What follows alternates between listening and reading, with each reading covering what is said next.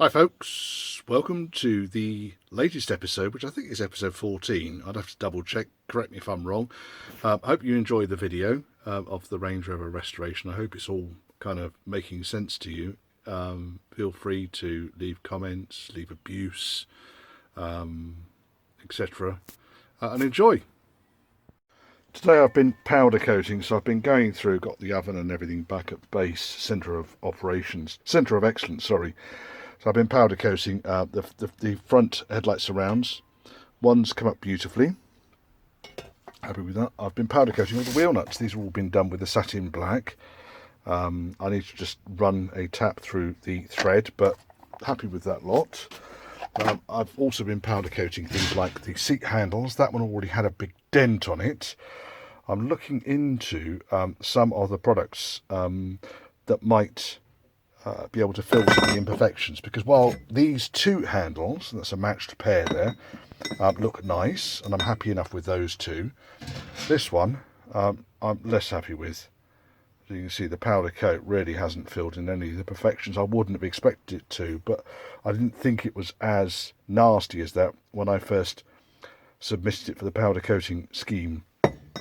So I'm looking into fillers. What I'm doing with the headlamp surrounds is I've bunged them in for a little bit longer at a higher temperature, see if I can remelt this powder, because it kind of doesn't feel like it's properly melted. I don't want to put any more over the top of it. That's what it should look like.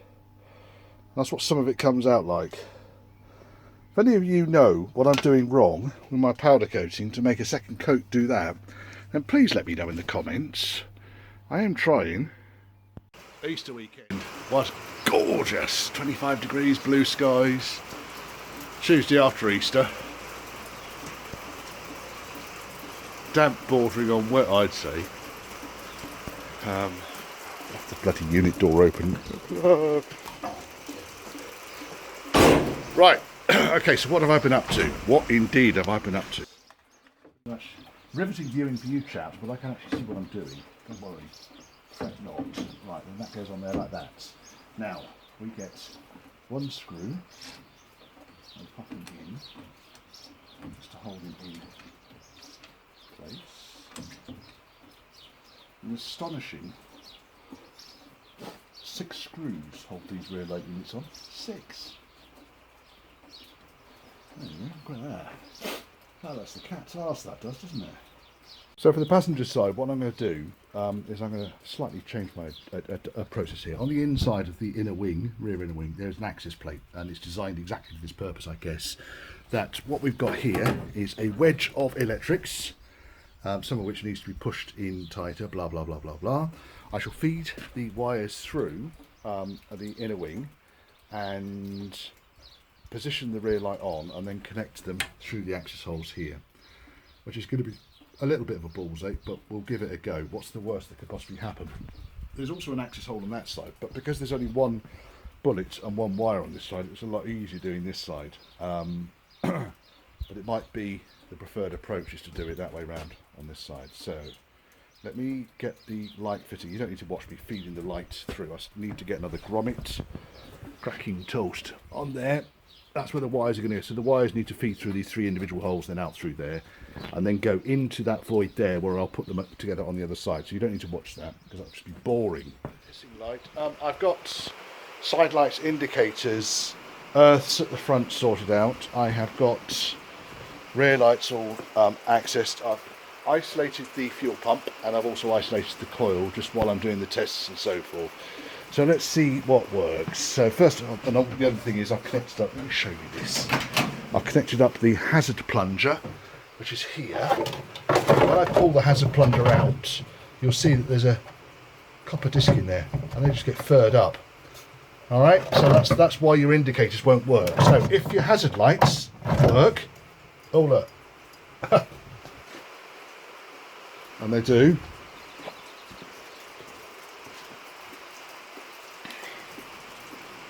right, we're flashing on the reverse light there as well. Yes, reverse light's flashing on this side, so that's going to be something that's crossed over there on the circuitry, probably behind here. So let me check that first of all before I go any further, because that's not going to help. Ignition's on. Oh, let's try ignition on. So I'll put a load more sensors on. Oh, oil pressure light comes on now. Low fuel warning doesn't come on, which I'm surprised about. I'll short that out in a minute.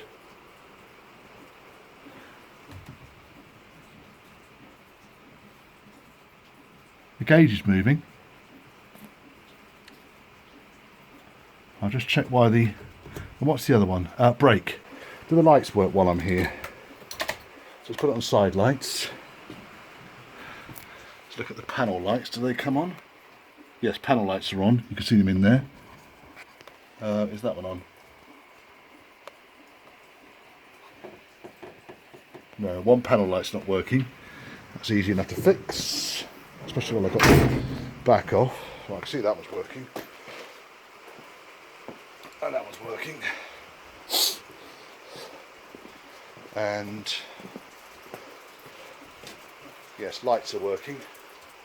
That's good. Let's turn lights off. Right, let's go look at that reverse light situation I had now. Let's get that box out of the way. Right, so reverse lights. They're going to be over here somewhere. I suspect what I've done is I've put two, or crossed the wires over. It's going to be on the, can't see for the bloody life of me. Reversing light, there we are, 85. So they should be GN, and G, green, N, brown. So green and brown.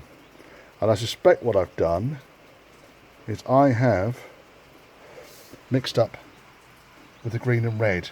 So red and brown, very similar in colours, aren't they? And 18, just double check, is the left-hand indicator.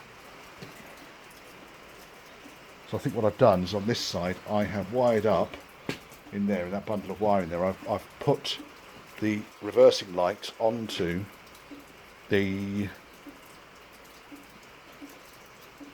left-hand indicator. Left-hand indicator, reverse light, green and red, green and brown, green and red. There you go. Diagnosis was bang on. So let's lights on again first. Just check lights are working. Actually, I didn't touch the lighting circuit because that was all okay. Just check that lights are still on. Lights and lights. Yeah. And yeah. I'll probably check that red one down there as well. So all of the lighting circuit was red. Right, let me pull the hazard plunger out now, because that just puts all of the... Right, hazard to hazard. No reverse light. No reverse light. So we know hazards are working now. Now, let us put hazard plunger in. Ignition on. Indicate.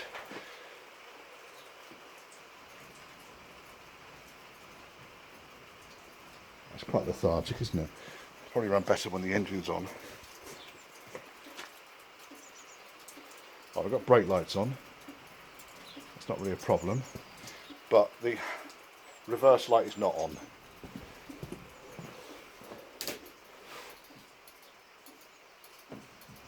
Ah, right, okay. Now this is the problem that I possibly had with the flasher unit not earthing.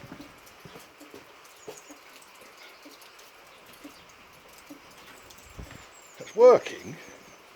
Now, down here, let that go carefully. Down here, that's the flasher unit. Now I didn't know what this wire here was. Ah, it's trailer light.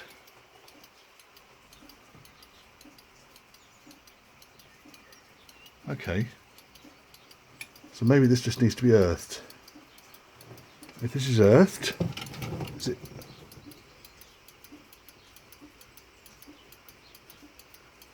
Right, it's speeding up now. Now I've earthed it. So I just think it needs earthing, because it's dangling at the moment. At least I know that's now trailer lights. So I can look up that one. Right, that's those. Wipers.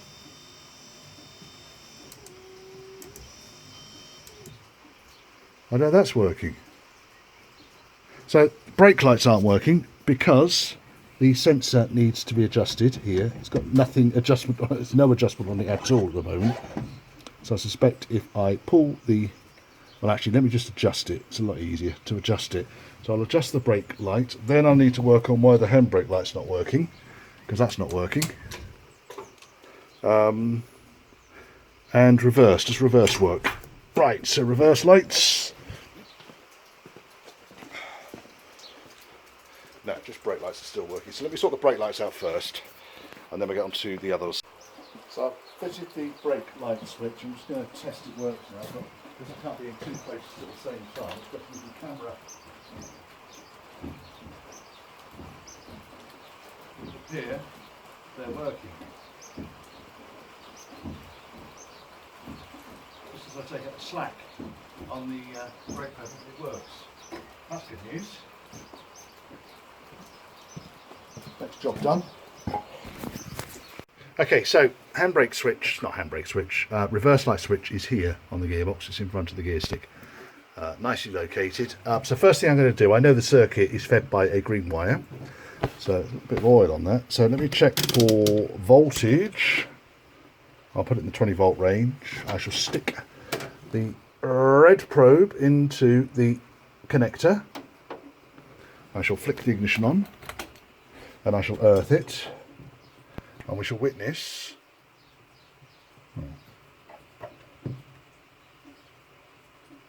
I'll check how much voltage there is at the battery, but I would have expected more than that. Let me just check I've got a good connection at both ends here. Could do it with some crop clips or four hands. 1 second, let me just do it like this. So you can watch me do that, and that. I think I've got a dodgy circuit or dodgy connection here somewhere.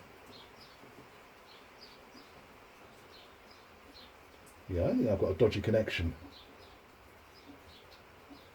Because when I wiggle this around, it's going up and down. So I'm going to cut this connector off and remake it. Doesn't help, does it, when the 12 volt feed isn't working. What I then did, by the way, was I put this thing onto a continuity check, and I put the connector, put the terminals across the switch. Okay, and so I'm expecting open circuit.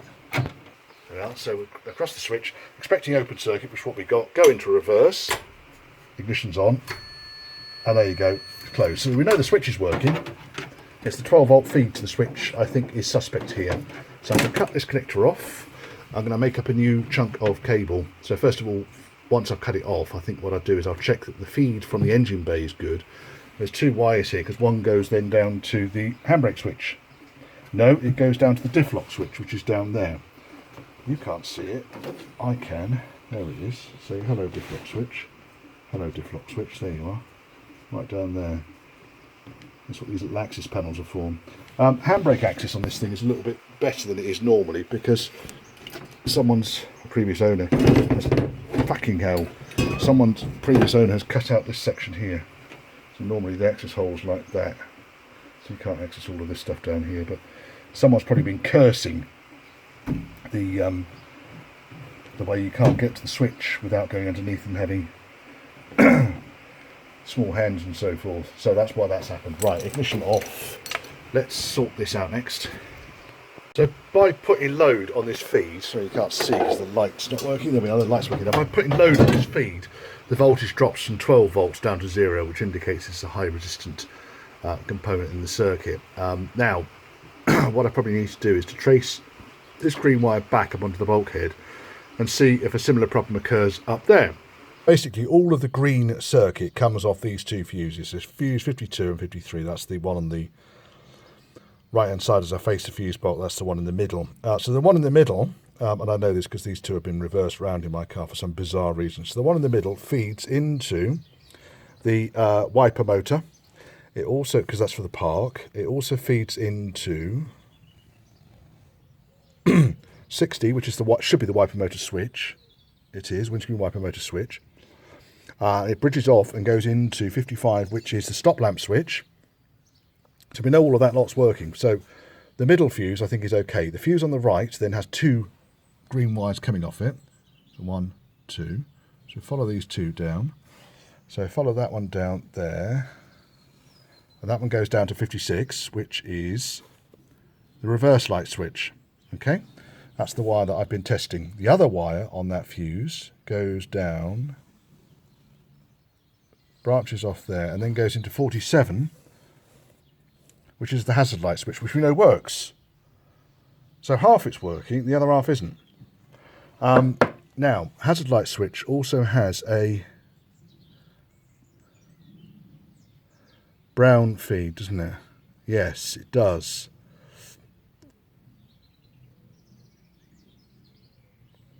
So I'm wondering perhaps, because it's not the hazard side of the circuit, it's the indicator side of the circuit, which is a bit pants. So maybe I need to look at the wiring around the back of that fuse.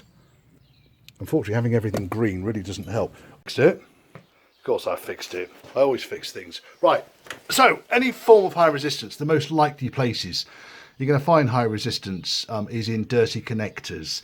So I pulled this fella apart, and none of those sockets in there were clean. They were all black and grubby. I've cleaned them all up using electrical cleaner. I mean, there's many different types there. Just an electrical bright spark cleaner. Put some Vaseline on it just to stop it from corroding again. Then I thought, well, it's going to have to be the fuse box, because it still wasn't working at that point. Let me go around to the back of the fuse box.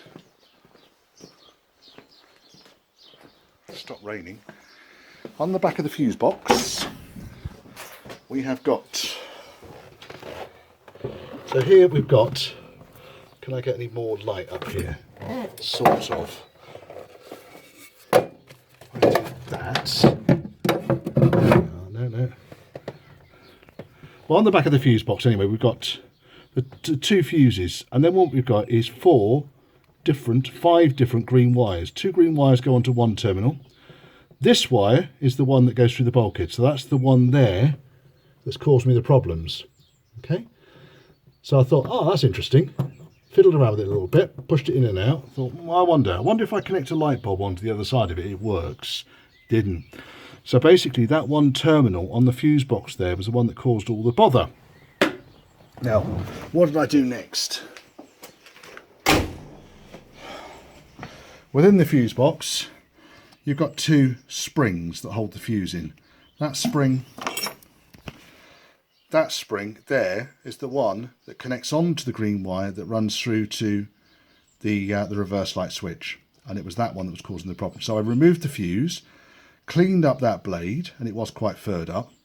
I cleaned all the blades up while I was in there, gave them a good old lubing up, put it all back together again, and the ignition's not on at the moment.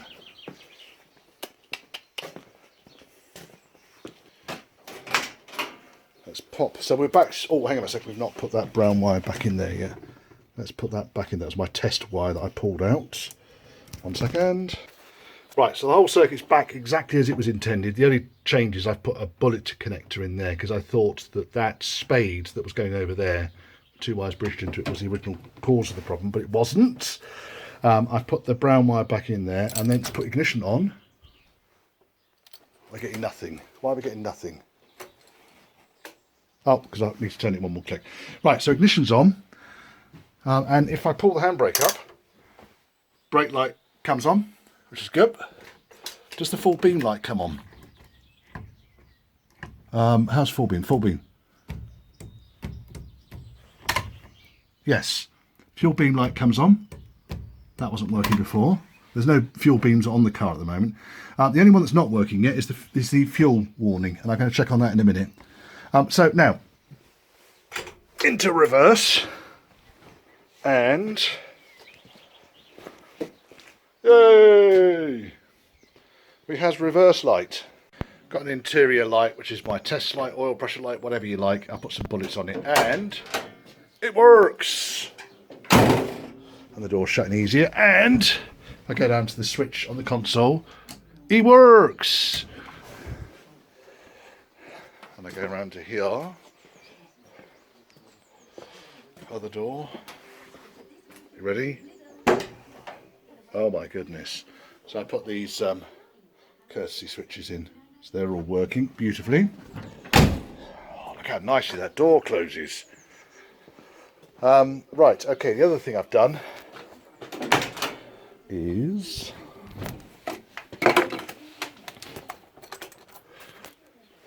Heater unit's in and working. I've just got the centre console over the top, really just to make sure everything lines up, which it does. So that's all good. Next really pissed me off. Fucking look at that. Brand spanking new seal. Not only with a bloody tailgate not close on it, not without shattering the glass anyway, but the thing's splitting as well. Oh.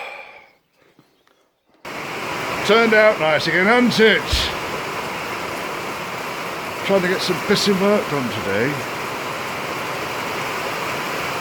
It's going to be a painting day today. So trial fitted the bottom tailgate because I know it fits the new one. So what I've found is that it doesn't fit. That was easy. Should have done that bloody right at the start, shouldn't I? Right, okay, so tailgate opens. Tailgate closes. Tailgate opens. Oops. Tailgate doesn't close. It's because this lever's not going back into its...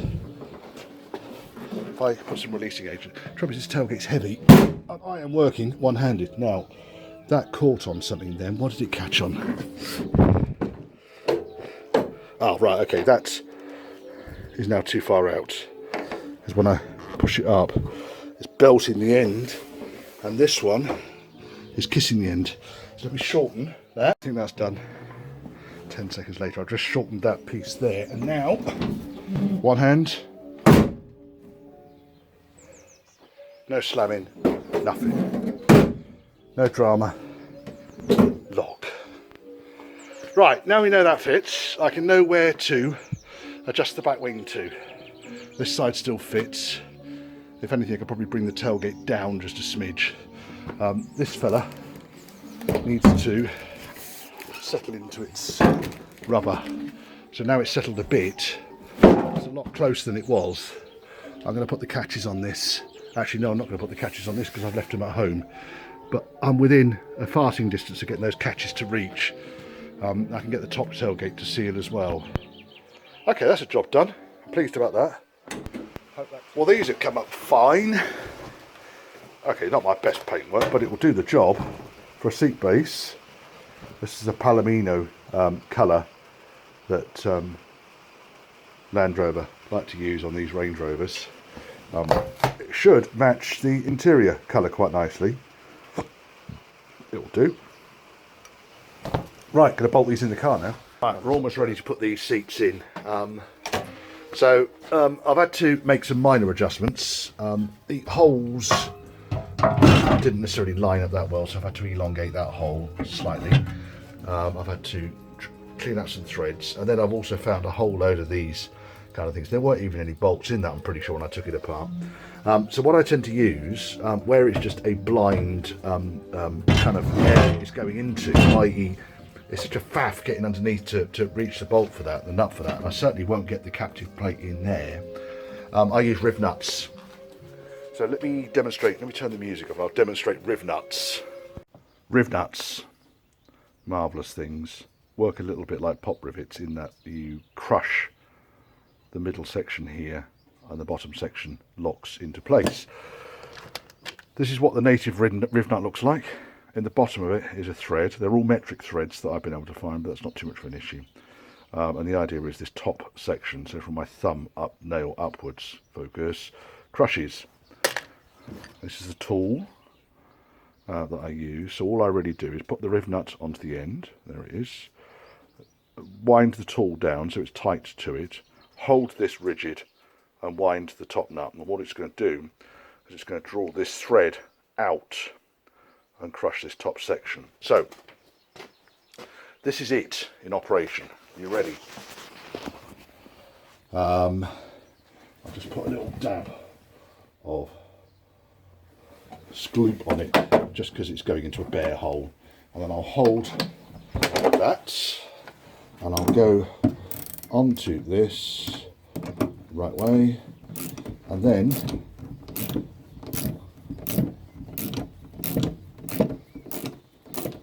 wind this until it winds no further.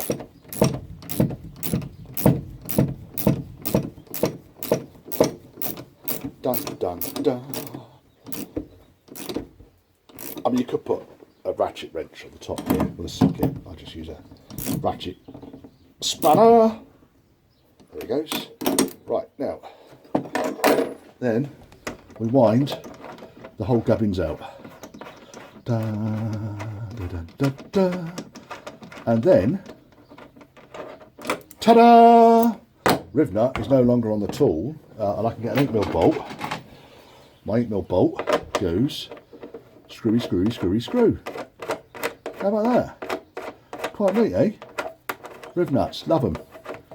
I mean, originally this car wouldn't have had riv nuts. It would have had nice big metal plates like this with captive nuts and so forth on. But sometimes, when they're inside box sections like this one here, into which I cannot find an easy way of getting, because it's completely enclosed, then I will put a riv nut in there.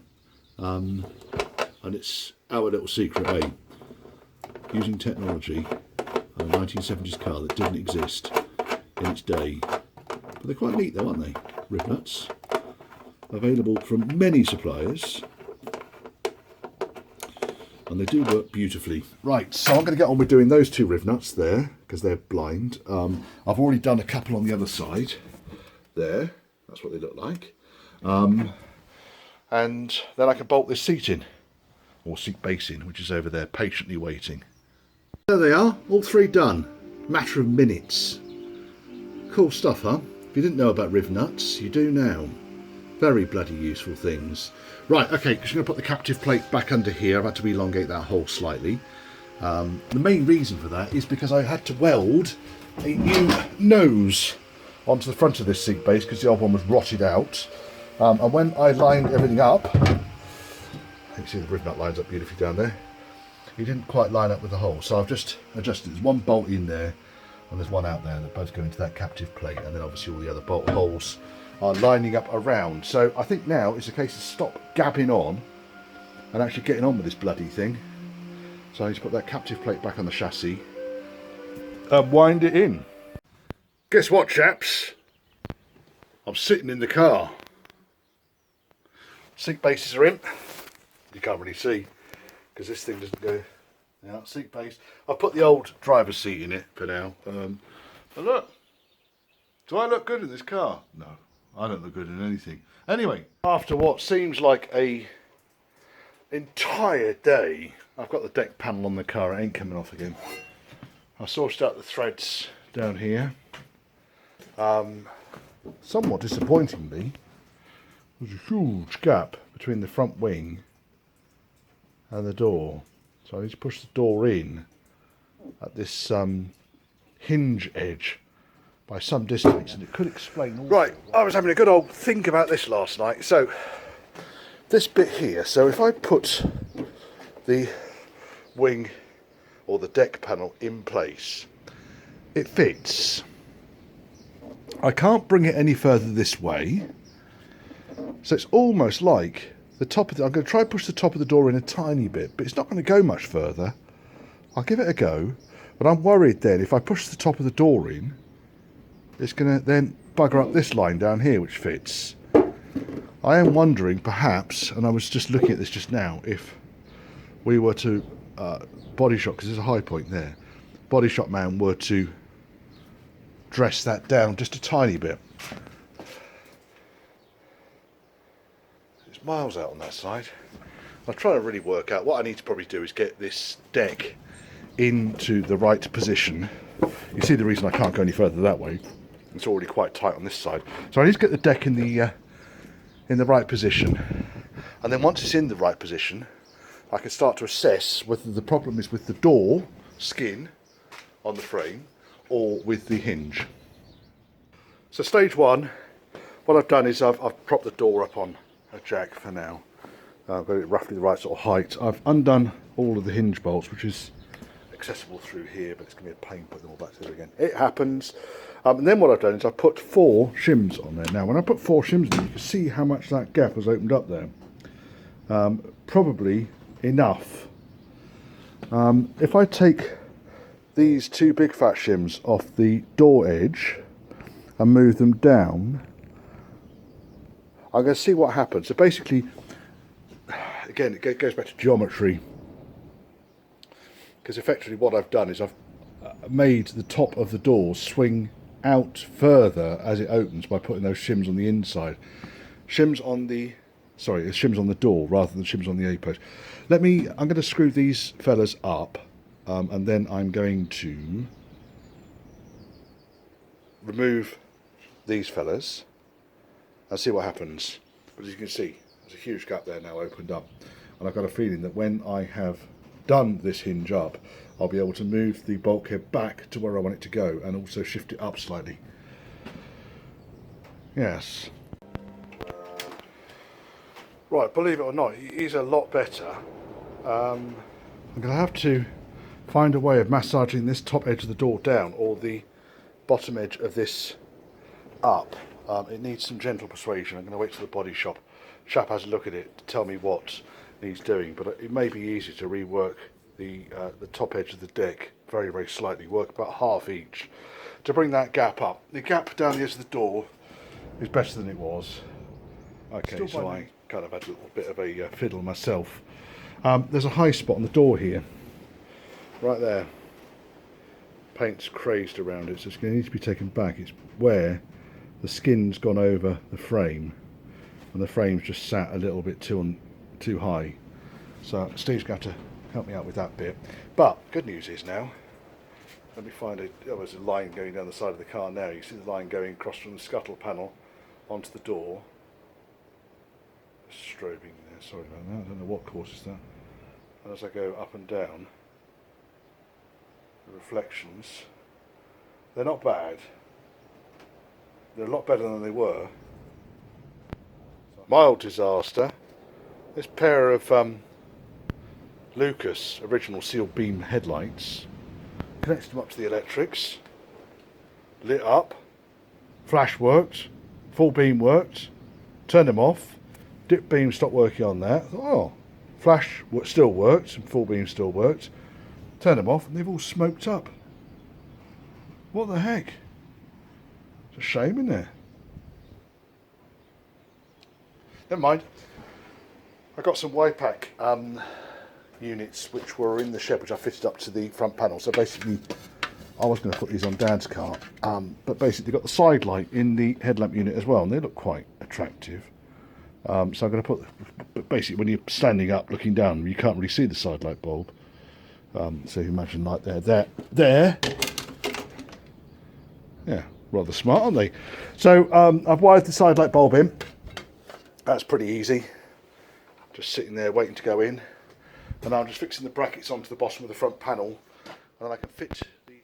Here we go, beautiful people. So wired in the Y-Pack H4 headlamps with pilot, and it's come now with 4 side lights at the front, which I think is actually quite a good look. I mean, not very bright, but and then if I go to dipped, whoosh, they're not lined up yet. There's dips. Nice, eh? And then what we can do is we can look forwards here and see flash. Yeah, that seems to work. Don't think they're that far out actually. Stuff. That's come out better. It's acceptable. My next challenge is going to be how I'm going to cope with the hinge not being flush to this. You can see there it's going to be a good 4, maybe 5 mil proud. Put a little grommet there in the aerial hole. I haven't got a radio yet.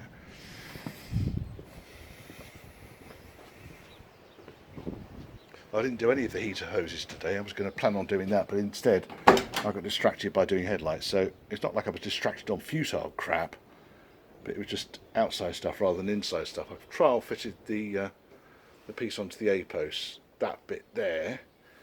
I cleaned it up with TFR, traffic film remover. It's come up quite nicely actually, particularly around there. I'll have a look. Sorry, that'd be quite loud. I'm sure that door slamming there. Oh! So that's just been wiped over with neat TFR. That's what it looked like. That's what it looks like now. That was several hours ago. So I think that's a goer. I'm going to do this dash with it. The only problem with the dash might be that it might be sun bleached. If it's sun bleached, it's going to clean all the crap out of the grain, but it's not actually going to make it look like brand spanking new. And all of these bits and bobs need sorting out. Oh yes. Window up. Dirty window up. Does it shut? It shuts. Right.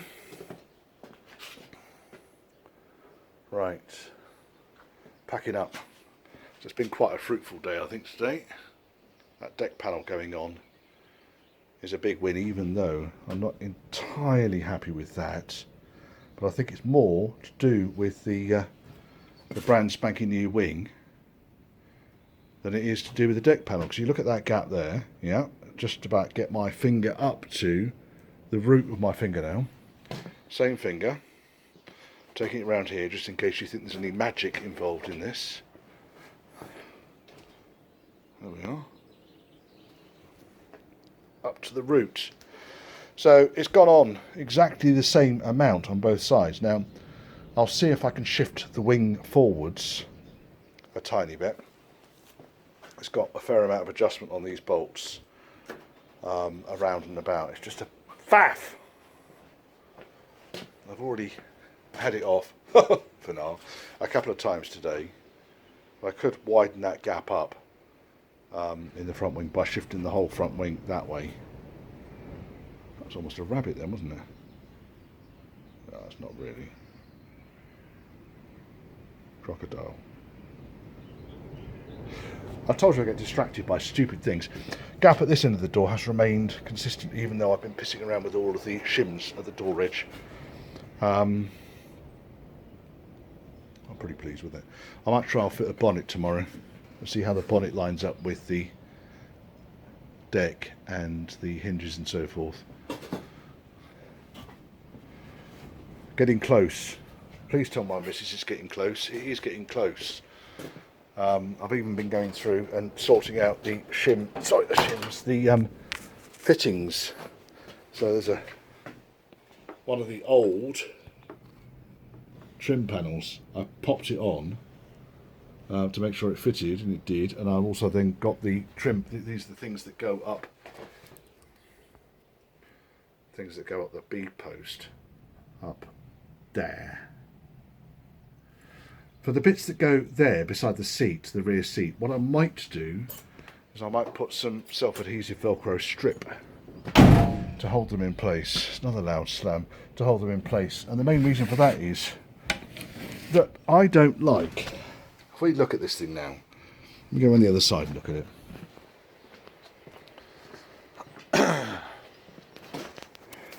There it is, there, that bit. It goes beside the rear seat.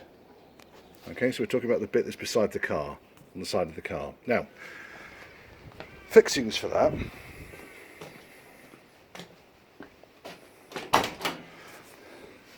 Actually go through the inner wing. And it plugs onto the inner wing. Now, that's the only thing between the inside of the car and the outside of the car.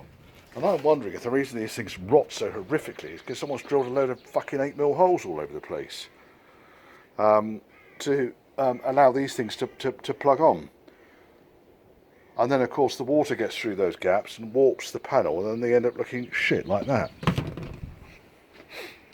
So while I've got them looking nice, this isn't a nice one by the way, the nice ones are all securely locked away from my dirty fingers. If I was to attach that to the side of the car with sticky Velcro, then it could be removed if it had to be. But otherwise, it's just going to sit there and do nothing. And it's not going to have holes going through to the inside of the wheel arch. And it's not going to be causing corrosion. I don't know. Might work. Not going to pass any concourse competition, is it? But, look at that. Lovely. But there you go. Right, I'm packing up. I've had enough. I'm going in for a curry now.